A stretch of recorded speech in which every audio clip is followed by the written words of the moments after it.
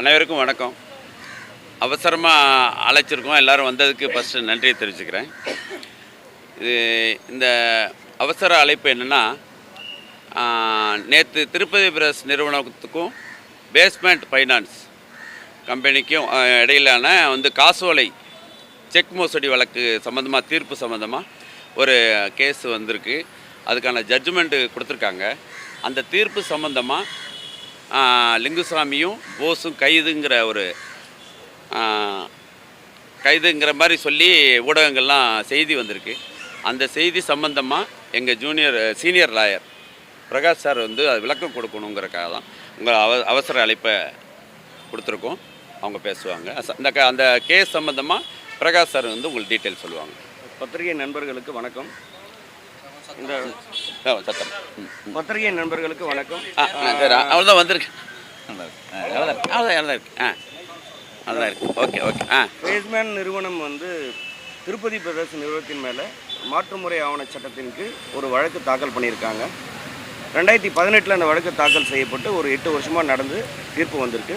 நேற்று 19/12/2025 அன்னைக்கு 19வது மாநகர குற்றவியல் நடுவர் நீதிபதிகள் அவர்கள் ஒரு தீர்ப்பை கொடுத்துருக்காங்க.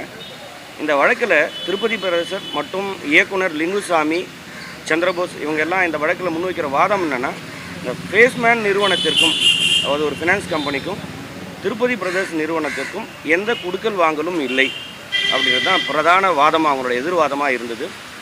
அந்த வழக்கில் இவங்க எக்காலகட்டத்திலையும் அவங்ககிட்டேருந்து பணம் வாங்கலை, அந்த பணத்துக்காக எந்த காசோலையும் இவர்களால் அவங்களுக்கு கொடுக்கப்படலைன்றது தான் பிரதான வாதமாக இருந்தது.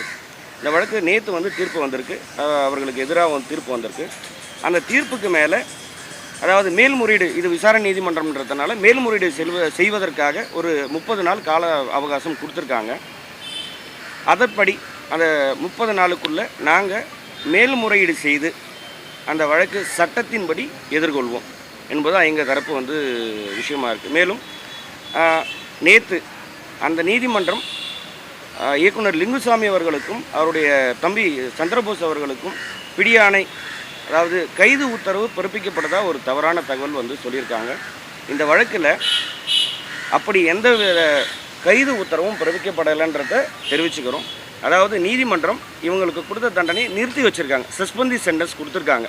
அது எதுக்காகனா, நீங்கள் இந்த தீர்ப்பை எதிர்த்து உங்களுடைய மேல்முறையிட தகுந்த நீதிமன்றத்தில் மேல்முறை செய்யறதுக்கான கால அவகாசம் கொடுத்துருக்காங்க. நாங்கள் அதையே முறையாக மேல்முறை செஞ்சு சட்டத்தின்படி சந்திப்போம் என்பதை தெரிவித்துக் கொள்கின்றோம். மற்றபடி தவறான தகவலை இது மாதிரி ஒரு பிடியாணை பிறப்பிக்கப்பட்டிருக்காங்க, கைது உத்தரவு போட்டிருக்காங்கிறது ஒரு தவறான தகவல். அப்படி எந்த கைது உத்தரவு சார் எதிர்கட்சி வக்கீல் தண்டனை ஆயிருக்கு. அதாவது அவங்க தாக்கல் செஞ்ச வழக்கு அதாவது என்ன அந்த வழக்கோட அந்த தீர்ப்போட சாராம்சம் நான் உங்களுக்கு சொல்லிடுறேன் சார். உங்களுக்கு டீட்டெயிலாக சொல்லணும்னா அதனோட சாராம்சம் என்ன, புகார்தாரர் தாக்கல் செய்த வழக்கு தீர்ப்பு அதாவது திருப்பதி பிரதேச நிறுவனம் அவங்களுக்கு எதிராக தீர்ப்பு பகரப்பட்டிருக்கு. அந்த தீர்ப்பு நீங்கள் ஒருவேளை 30 நாளுக்குள்ளே மேல்முறையீடு செய்யலைன்னா அந்த சென்டென்ஸ் சஸ்பெண்ட் பண்ணியிருக்காங்க இல்லையா, அது ரிவோக் ஆகிடும்ன்றது தான் நீதிமன்றத்தோட தீர்ப்பு. இது உடனடியாக கைது செய்யணும், கைது செஞ்சாங்க, கைது ஆணை பிறப்பித்தாங்க அப்படின்ற விஷயங்கள் எதுவும் கிடையாதுங்க சார்.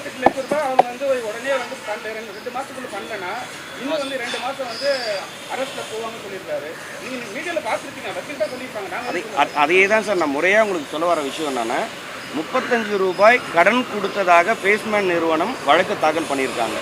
அதற்கு திருப்பதி பிரதேசம் 48,68,000 ரூபாய் காசோலை கொடுத்ததாக வழக்கு.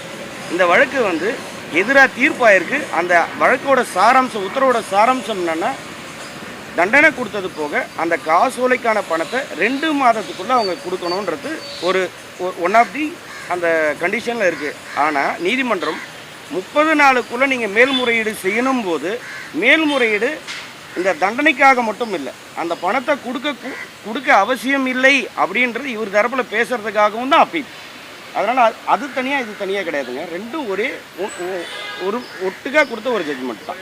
ஆகையால் சார் ஆக்சுவலாக அந்த ப்ரேயரில் என்ன சொல்லியிருக்காங்கன்னா ஃபர்ஸ்ட் ப்ரேயர் வந்து நேற்று விசாரணையில் அதில் வந்து லிங்குசாமி சார் அதாவது திருப்பதி பிரதர்ஸ் சார்பில் வந்து ஒரு செக் கொடுத்ததா அந்த செக்கை வந்து அவங்க ப்ரெசென்ட் பண்ணும்போது 35 lakhs ஆர்டர் அந்த செக் வந்து ப்ரெசென்ட் பண்ணும்போது அந்த அக்கௌண்ட் வந்து இட் இஸ் பீன் க்ளோஸ்ட் அப்படின்னு சொல்லிட்டு தான் அவங்களுக்கு ரிப்ளை வந்து தான் பேங்க்ல தான் அந்த ஆர்டர் 47 லட்சம் ரூபாய் செக் வந்து உங்களுக்கு அதாவது நீங்கள் கேட்குற விஷயத்துக்கு ஆதாரமாக ஒரு விஷயம் சொல்கிறேங்க. எங்களோட தரப்பில் எதிர்வாதமாக அதாவது டிஃபென்ஸாக எடுத்து வைக்கிற பாயிண்டில் முதல் பாயிண்ட்டு உங்களுக்கு ஏற்கனவே சொன்ன ஃபேஸ்மேன் நிறுவனத்துக்கும் திருப்பதி பெறுவதற்கும் எந்த குடுக்கல் வாங்கலும் இல்லை அப்படின்றத நான் உங்களுக்கு சொன்னேன். அப்போ இந்த காசோலை எப்படி அவங்களுக்கு போச்சு அப்படின்றது வந்து நீதிமன்றத்தில் நாங்கள் எடுத்து வச்ச வாதம். எங்களோட சாராம்சம் பிரகாரமே இந்த காசோலை அவர்களுக்கு கொடுக்கப்பட்டது அல்ல.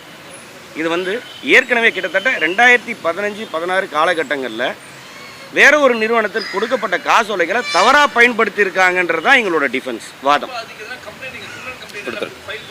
அதாவது கிரிமினல் கம்ப்ளைண்ட் கொடுத்துருக்கீங்களான்ற வாதத்தை விட இந்த வழக்கில் அதுக்கு தேவையான ஆவணங்கள், அதாவது இந்த வழக்கு காசோலை வந்து ரொம்ப முன்னாடி காலத்தில் 15-16 காலகட்டத்தில் வழங்கப்பட்டது என்பதற்கு முறையான ஆவணங்களை எதிர்தரப்பு ஆவணம் இந்த வழக்கில் தாக்கல் பண்ணியிருக்கு.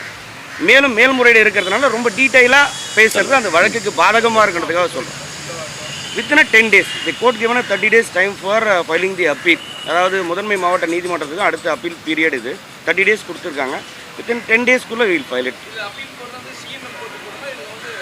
நான் முதன்மை மாவட்ட நீதிமன்றம் sir, principal session judge at Chennai, அந்த நீதிமன்றத்தில் வந்து அப்பீல் ஃபைல் பண்ணணும்.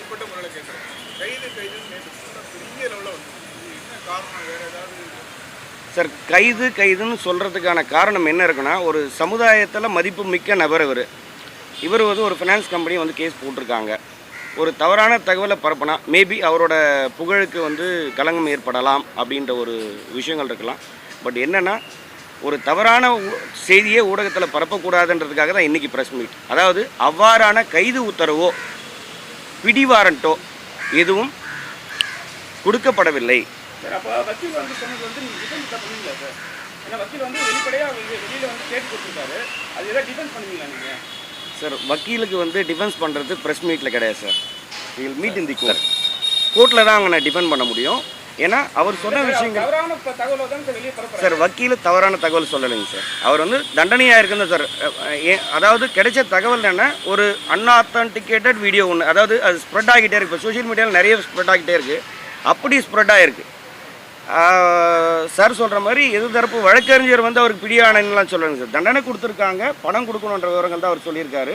ஒரு அன்ஆத்தரைஸ்டாக, அதாவது இது ஒரு நேம் ஃபெமிலியராக இல்லாமல் ஒரு சோஷியல் மீடியாவில் இது மாதிரி கைது உத்தரவு பிறப்பிக்கப்பட்டிருக்கு, திரு லிங்குசாமி அவர்களுக்கு எதிராக வந்து கைது உத்தரவு போட்டிருக்காங்க, அரெஸ்ட் இஷ்யூ பண்ணியிருக்காங்கன்னு சொல்கிறாங்க.